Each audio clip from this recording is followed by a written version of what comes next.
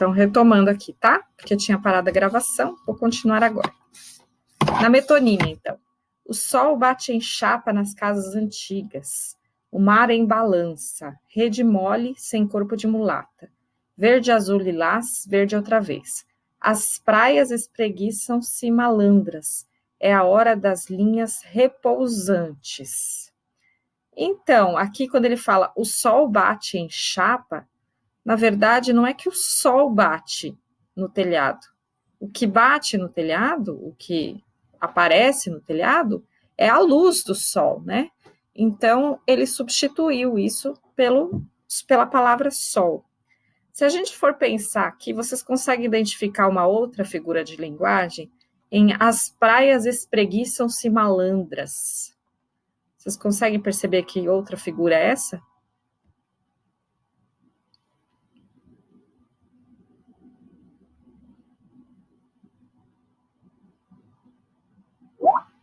Personificação, perfeito.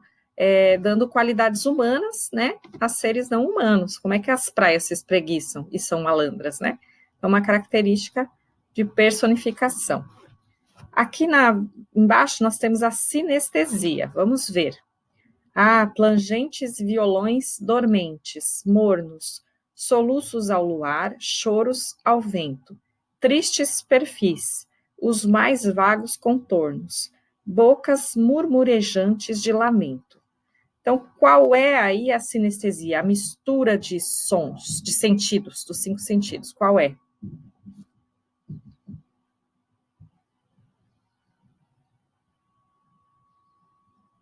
Vocês percebem?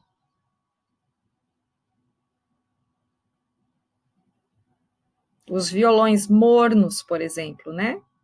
Que o violão é tátil, o morno é tato, mas o som do violão, que é o que ele quer dizer, não é algo tátil, é algo auditivo, né? Então, os plangentes violões são mornos, né? Então, tem uma mistura dos 5 sentidos. Virando a página, nós temos a antítese. E aí, as palavras de sentido contrário. Nasce o sol e não dura mais que um dia, depois da luz se segue a noite escura. Em tristes sombras morre a formosura, em contínuas tristezas a alegria. Qual é a antítese aí? As antíteses aí.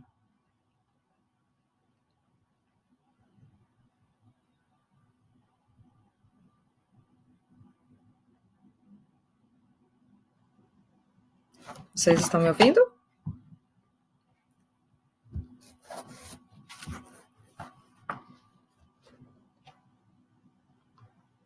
Quais são as palavras opostas? Simplesmente opostas.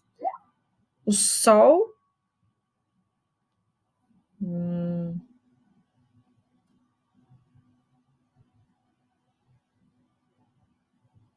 Mais palavras opostas. Tristezas e alegrias. Perfeito. Ali, o que tem de dia, Juliana, é o contrário na linha abaixo. Noite. Né? Dia, noite. Aí nós temos tristezas e alegria. Temos luz e escura, né? E luz e sombra.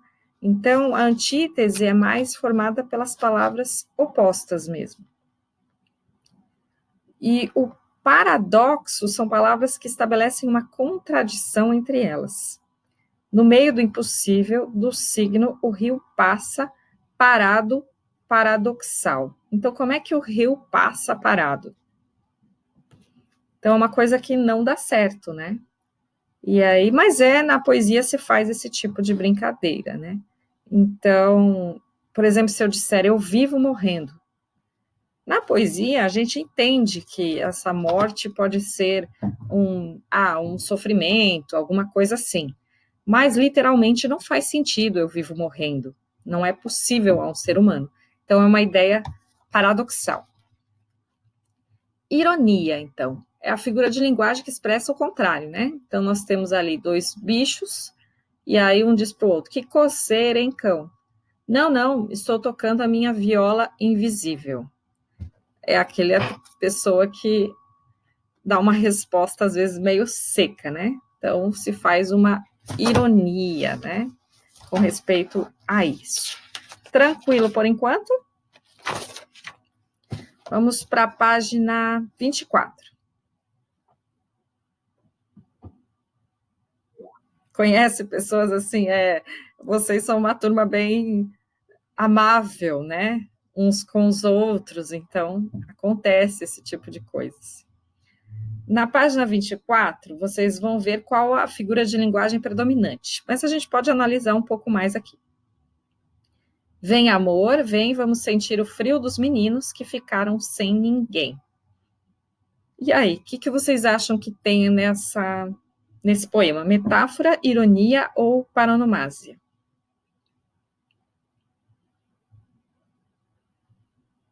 Poesia sempre mexem com a nossa cabeça, né? Então, o que tem de metáfora ou ironia ou paronomásia aí? Vem amor, vem, vamos sentir o frio dos meninos que ficaram sem ninguém.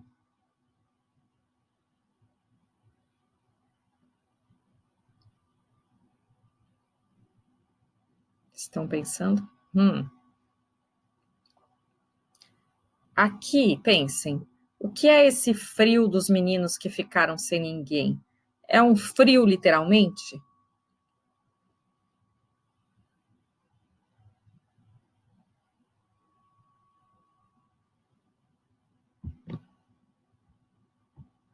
Vocês estão me ouvindo? Dê pelo menos um ok de que vocês estão me ouvindo. Alguém está digitando. Então, não é um frio, literalmente, né? Ele quer que as pessoas sintam a tristeza das crianças abandonadas, a situação delas. Então, esse frio é no sentido de frieza, num outro sentido. Então, é uma metáfora, tá? É como se fosse o frio. É uma comparação sem o como. Ok? Entenderam? Letra B. O bonde passa cheio de pernas, pernas brancas, pretas, amarelas. Para que tanta perna, meu Deus? Pergunta meu coração. Porém, meus olhos não perguntam nada. E aí, o que a gente tem nesse poema? Metonímia, paradoxo ou hipérbole? O que vocês acham? Tá difícil ainda? Muito rápido? Acabamos de ver as figuras e já tem que analisar? Pensem bem, o bonde passa cheio de pernas. O que quer dizer isso? Quer dizer que existem pedaços de pessoas lá dentro? O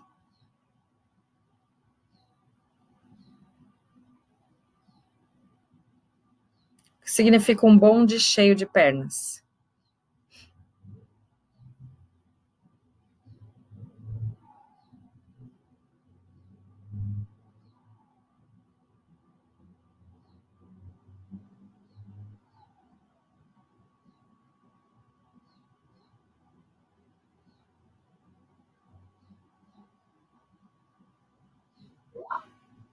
Metonímia, perfeito. A Juliana já matou a resposta. Porque cheio de pernas não é cheio de pernas, é cheio de pessoas. Então, as pernas estão substituindo as pessoas, né? Então, aí tem pernas brancas, pretas, amarelas. Quer dizer, tem pessoas de várias raças dentro desse bonde. Para que tanta perna, meu Deus, né? Pergunta. Aí, meu coração pergunta? Não é meu coração que pergunta, né? Sou eu que pergunto. E meus olhos não perguntam nada. Então, meus olhos também não perguntam. Então, é um uso de metonímias, né? Uma palavra substituindo a outra. Vamos aqui, ó. Nessa parte final, eu vou falar de intertextualidade na semana que vem, mas a gente pode já preencher algumas coisas da página 26 e 27. Então, ali, acharam? Vamos preencher, daí a gente pratica mais figuras de linguagem. Primeiro, nós temos uma definição ali de literatura, e aí o que vocês estão vendo agora são os recursos que nós usamos para analisar um texto literário, né? Tanto em prosa como em poesia. Então, lá em cima vocês têm vários elementos disso. Embaixo tem os elementos da narrativa, que é como nós analisamos o texto em prosa, né? Nós vamos sempre fazer isso nos livros que nós vamos ler. Então, lá em cima tem o foco narrativo, certo? E aí, quando eu analiso o foco narrativo, eu quero saber que tipo de narrador eu tenho num livro. E aí ele pode ser, aí nós temos lá tipos. Ele pode ser observador.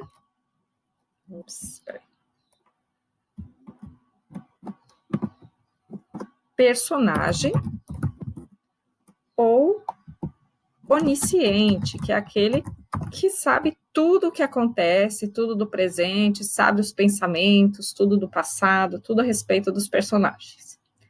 Aí embaixo a gente classifica os personagens, e a gente pode classificar os personagens em protagonista, que é o principal, pode ter mais de um, o antagonista, que é aquele que é contra, que é o que atrapalha o personagem principal. E aí nós temos o herói, que são alguns tipos de personagem classificados dessa forma. Hoje em dia nós temos os super-heróis. E o tipo, que é aquele que é muito caricaturado, tipo o bêbado, alguém que é representado de uma forma muito exagerada. Aí nós temos o tempo de uma obra. E aí nós temos o tipos cronológico, psicológico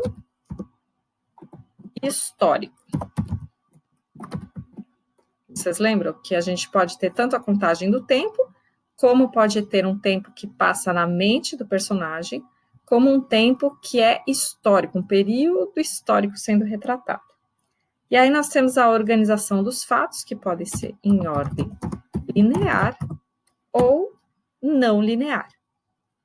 O espaço pode ter uma dimensão concreta ou psicológica, porque se a história passa na minha mente, por exemplo, todo o espaço em que eu estiver vai ser imaginário, então ele é um espaço psicológico, mas pode ser um espaço local mesmo, físico. E aí nós temos como analisar poemas, né? E aí, primeiro, verso e estrofe. Então, o que é o verso? Vamos lá. Verso é uma linha do poema que contém uma unidade de sentido.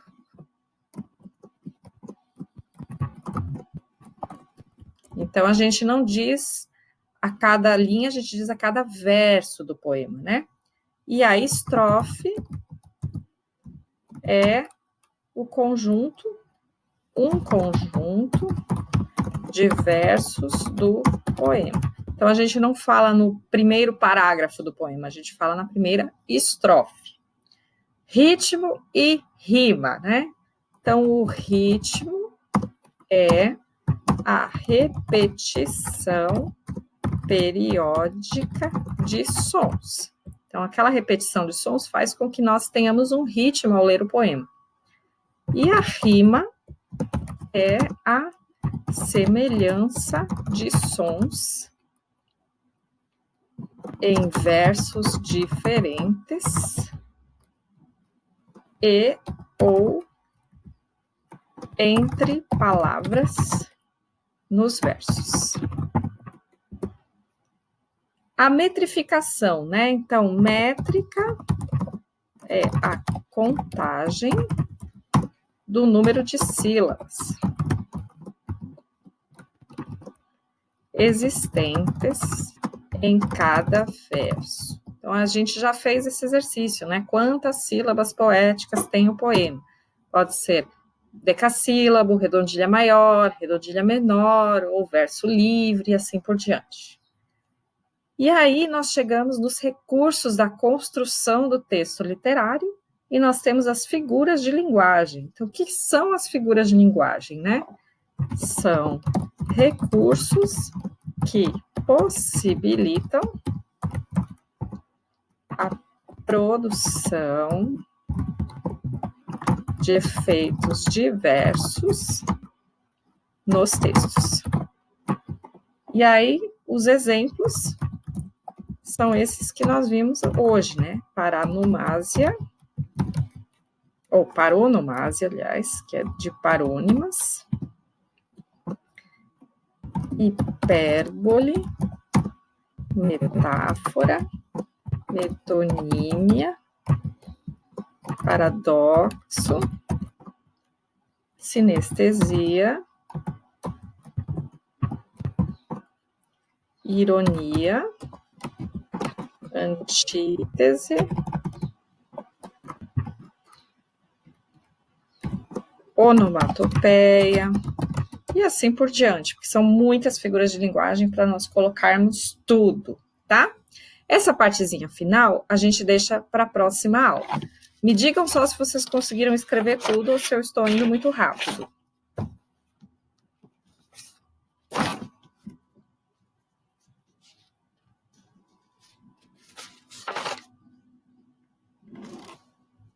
Conseguiu? Beleza. Então, nós vamos fazer alguns exercícios. Então, na página 29, nós vamos fazer um exercício de figuras de linguagem hoje, tá? Para a gente praticar um pouquinho. Na 29, tem um verso destacado desse poema. Silencioso e branco como a bruma. O que vocês percebem nesse branco e bruma? O que tem nele que poderia ser considerado uma figura de linguagem? Vocês já conseguem perceber? Nós temos uma figura de som. Não sei se vocês já conseguem perceber, mas em branco e bruma, que som se repete? Me digam.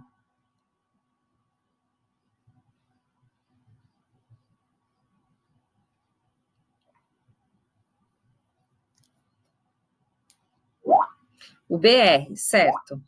BR são consoantes. Então, branco e bruma é uma aliteração. Tanto é que você não tem a opção de sinestesia aí, Juliana. Silencioso e branco como a bruma, sim, nós teríamos também uma sinestesia. Mas como nesse caso eles querem analisar a figura de som, eles tiraram essa possibilidade. Então, você teria que escolher entre assonância, literação eco, trocadilho ou pleonasmo, tá? Claro que eles colocam umas outras figuras aí só para confundir vocês. Mas a resposta correta é a letra B, aliteração, por causa da repetição do BR, ok? Deixa eu ver aqui uma outra que tenha figuras de linguagem. Vamos para a página 32.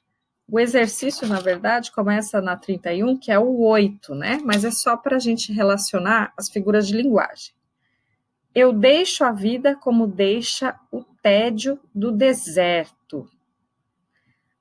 Que figura está aí? Vamos ver, tá? Vocês têm a opção de antítese, aliteração, comparação e metáfora.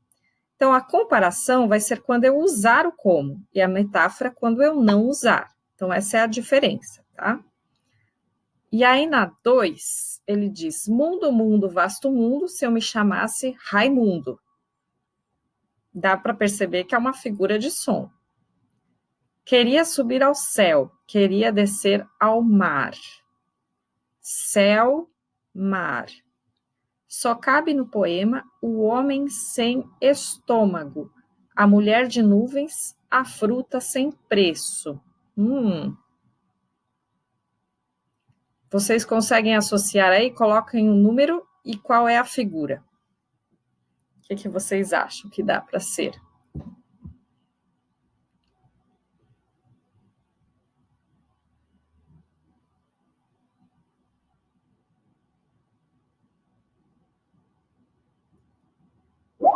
A comparação, muito bem, porque tem um como, né?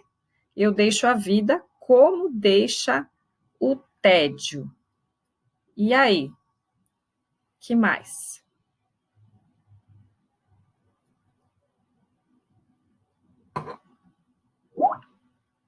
A 2, aliteração. Perfeito, porque eu tenho a repetição de quase a palavra toda mundo, né? Mas eu tenho mais repetições de consoantes do que de vogal. Então, eu posso chamar de aliteração. Céu e mar formam o quê?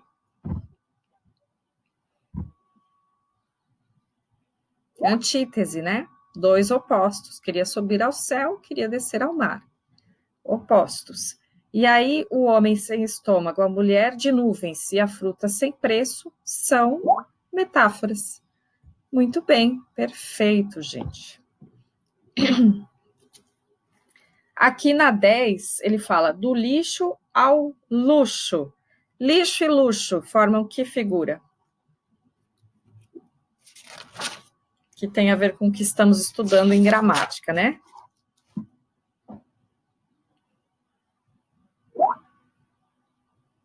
Também é uma antítese, mas se nós quisermos pensar numa figura de som.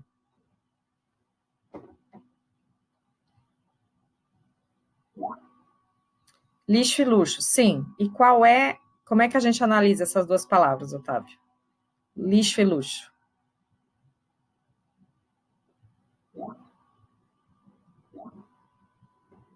Então, o que acontece é que a gente pode analisar mais de uma figura de linguagem. Ali você tem a repetição do L e do X, então eu não poderia negar que é uma literação.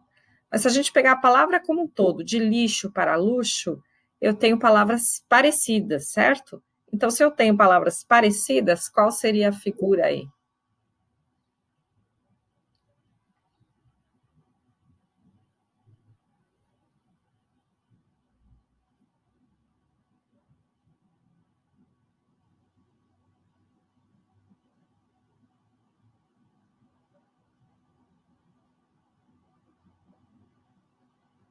Unindo gramática e literatura? Tan, tan, tan, tan. Esperando a resposta.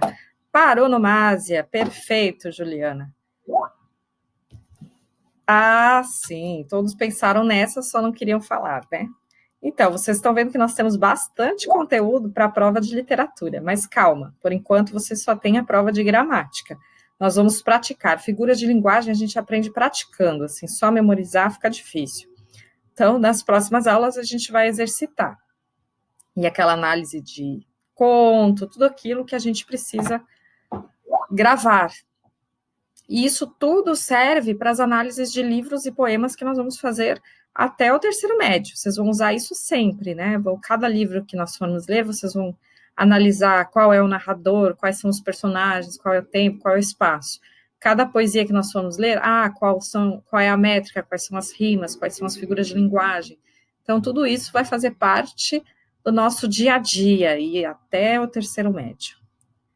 Temos 1 minuto. Alguma dúvida podem colocar. Senão, vocês estão liberados para um cafezinho com a xícara daquele tamanho da tirinha.